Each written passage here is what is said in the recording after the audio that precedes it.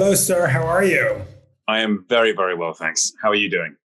I'm good. How's your quarantine going? Have you left the house? Can you leave the house now at this point? What are your city's regulations? The lockdown regulations here are starting to ease up a little bit. I think we've just announced that what we call non-essential shops can open, but Mm. restaurants and bars and pubs are not yet open, which in the UK is very, very sad. They started opening restaurants here. I don't feel comfortable yet. I'm not going to do it. They just started opening gyms today. And my gym sent me an email saying you don't have to wear a face mask at the gym. And I'm like, Uh, that doesn't sound right to me. So I'm not going to be the guinea pig. Not everyone else. yeah, yeah. I'm going to stick to my home workouts. Yeah. So The Witcher. Yes. So what did you, okay, I'll admit until, I saw that you were in it and a Netflix announcement, I didn't know what The Witcher was. So what did you know about The Witcher? From what I understand, you've been a fan. Tell me all about that. Yes, I've been a fan for quite a few years before it was announced because of the video games. I'm a big PC gamer, and I had played the game multiple times.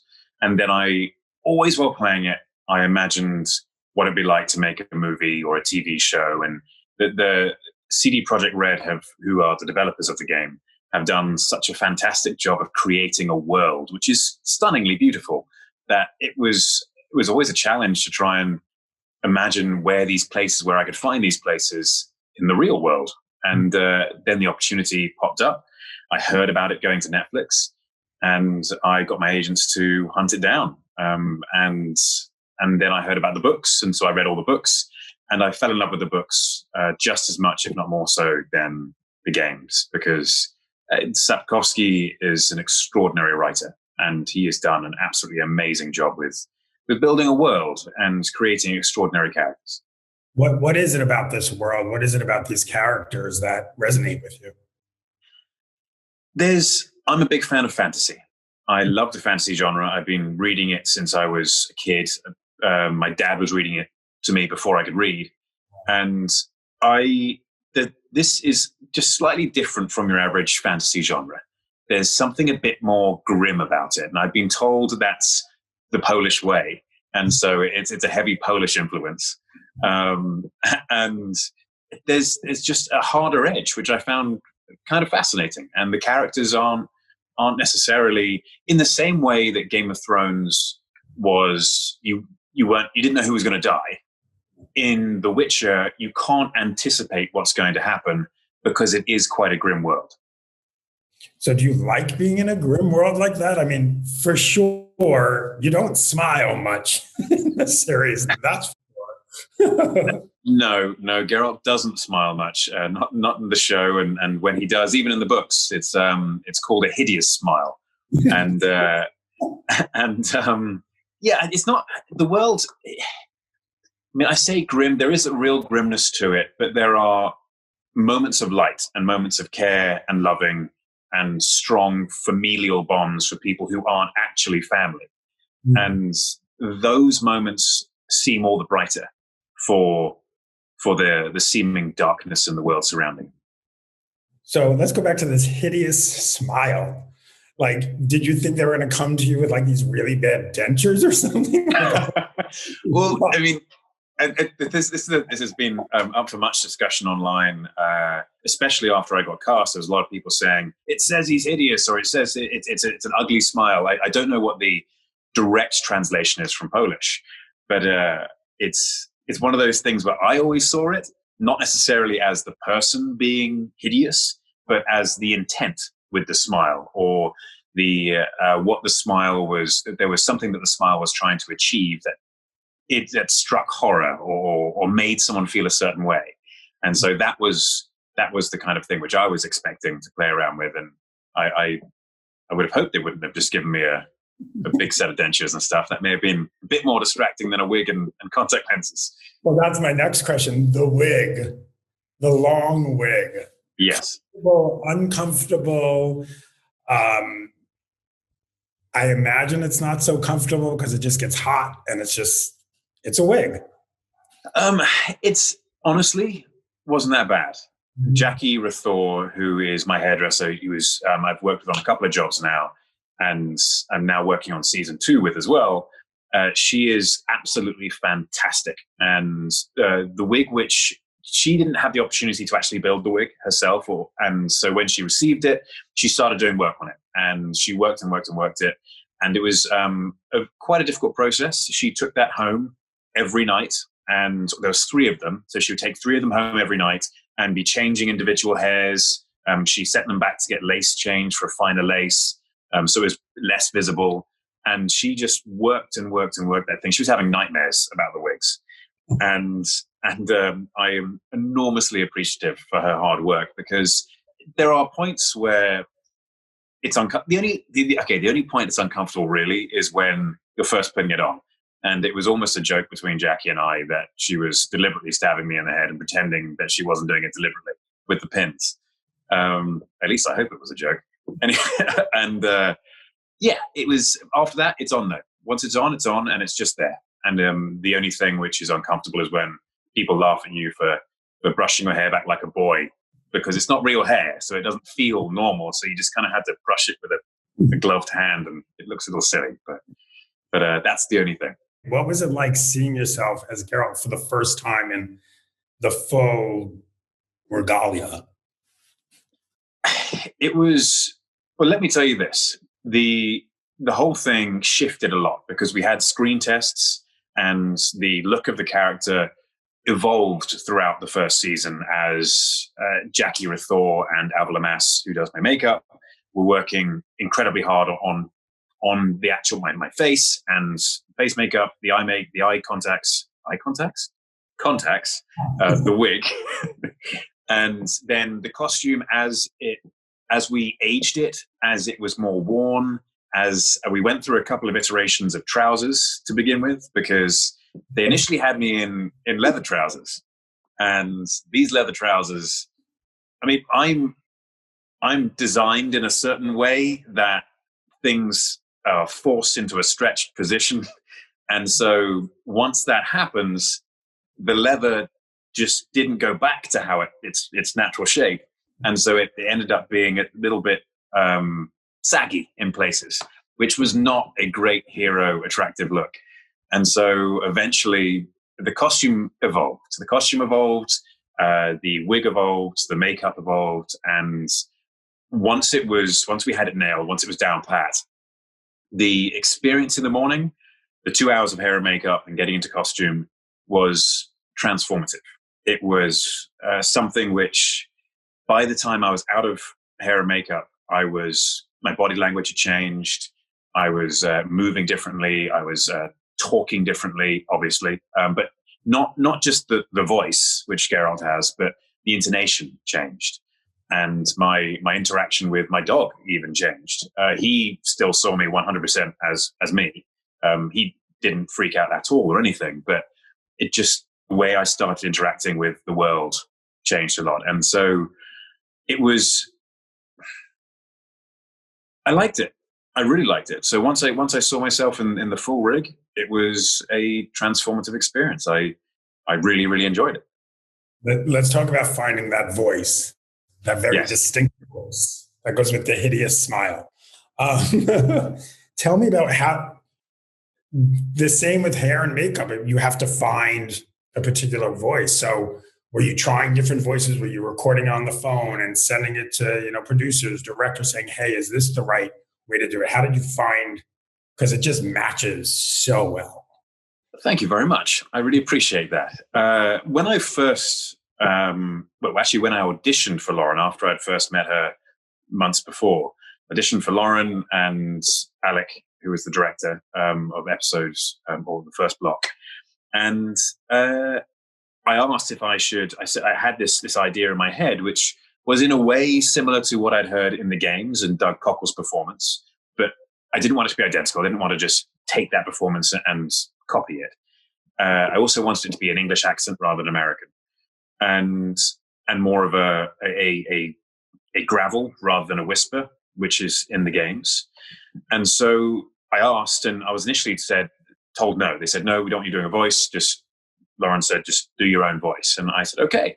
And so we started shooting with that, and it didn't quite feel right to me. Something didn't quite sit right. I wasn't too sure what it was. And so eventually, almost accidentally, and I really mean this accidentally, it started coming out in the scene. And I finished the scene, and I was like, I really like that scene. It felt really good. And I realized afterwards, when I was at home, and I started watching the rushes on Pix, and I thought, oh no, I did a voice. I did a voice for that whole scene.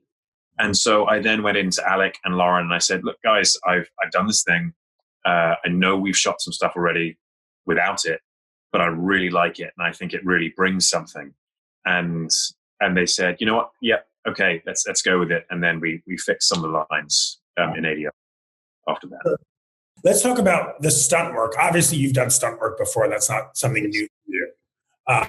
But this, again, you're in, this full gear and these swords, and I don't even know what they're called, these knives and swords. Yeah. It's a whole other level. What kind of training do you do? And then, how much are you doing on your own?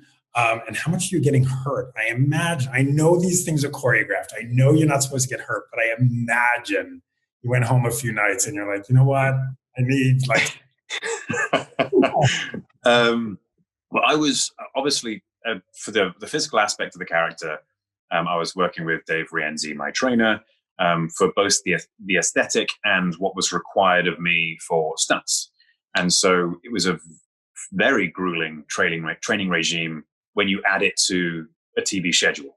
TV schedule was hard enough as it is, and then you add an hour and a half of training every day, and it becomes a thing where you are chasing sleep for 6 days a week, and then Sunday is just a complete write-off because you're in bits, and then Monday you're up at 3 a.m. again, and you're just going.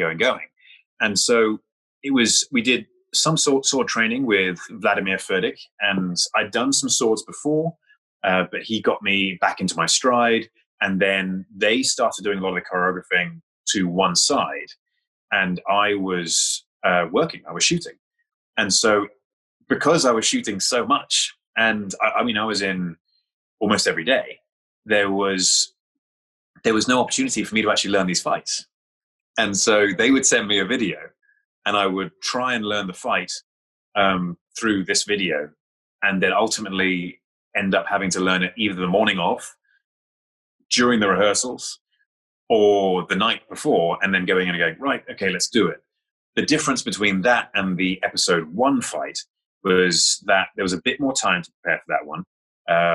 Wolfgang Stegemann came in, who's part of Eastwood Action Stunts, and he brought a specialized team in, and we worked together. Wolfgang and I have worked together before, and we speak each other's language. And so he knew exactly what I wanted to do with the scene.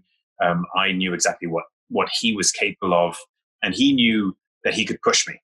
And so he pushed and pushed and pushed to the absolute limit. And we got to choreograph the scene together. We got to tell the story together. We got to select the shots together. And it just became this incredible experience with him and his team. And then if you compare that fight to the Mission Impossible Fallout fight in the bathroom, we spent, I think, a total of 4 weeks shooting the Fallout fight.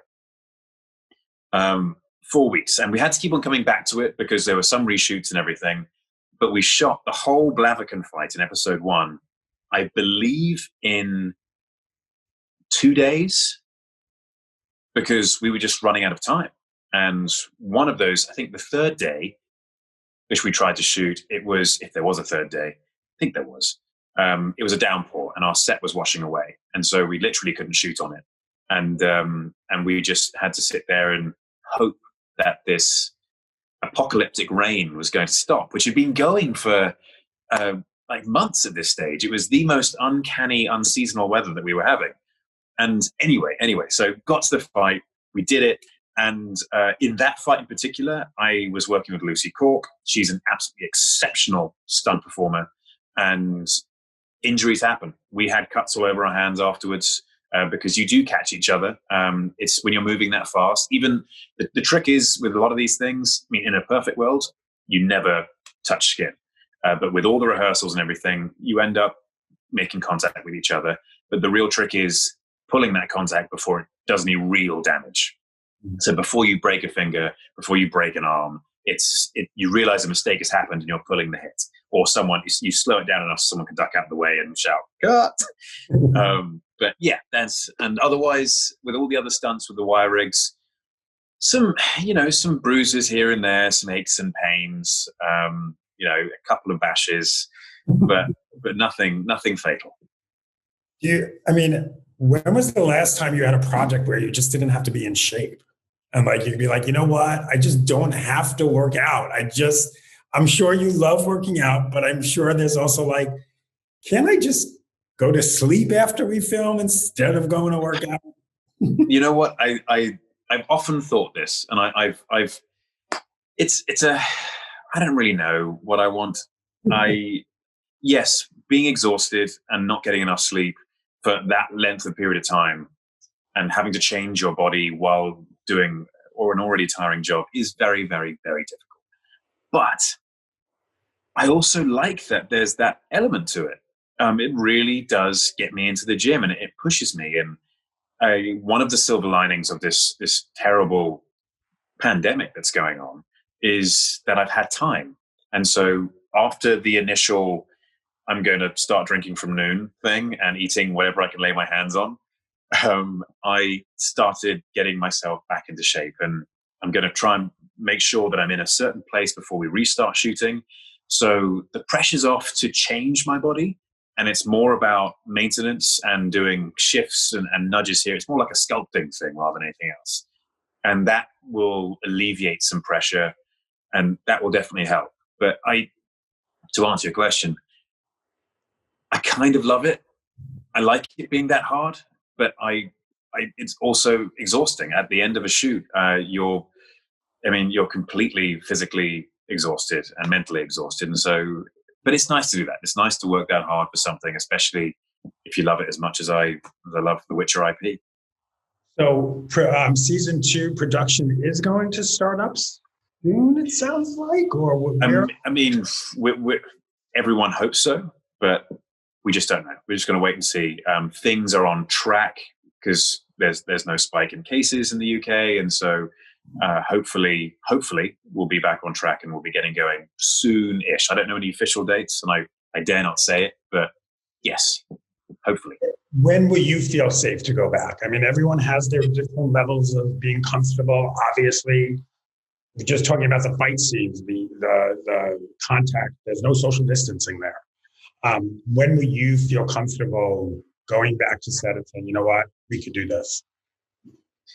I mean, I've hung out the side of helicopters and been chased by Tom Cruise, so I'm pretty comfortable. I'm pretty comfortable with it. But it's very important that everyone is comfortable.